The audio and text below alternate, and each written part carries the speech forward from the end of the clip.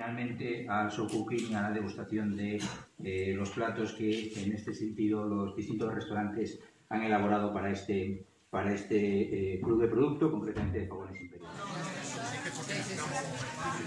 ¿Le montamos uno? Bueno, le montamos.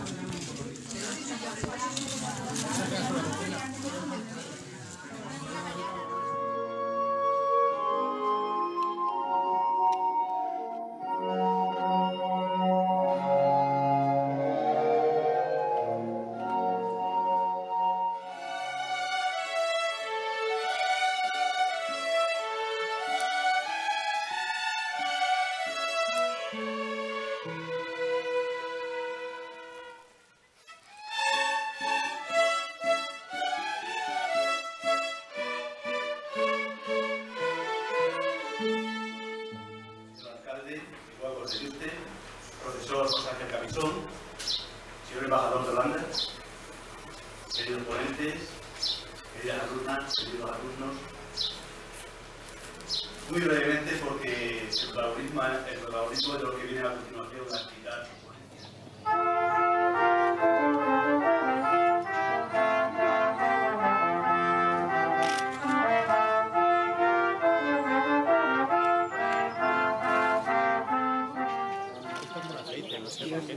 Pimentón picante, mira, vienen de yokai.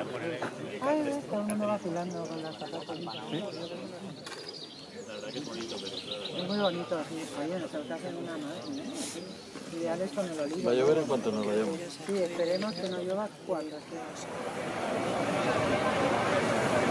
Fenomenal, gracias.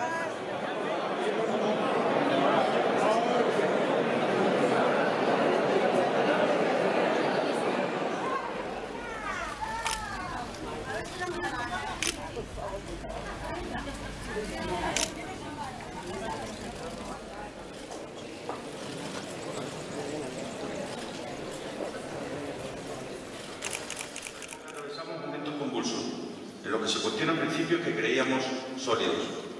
Y es en estos momentos en los que todos debemos tener altura de miras para saber dar respuestas a los retos que se nos plantean.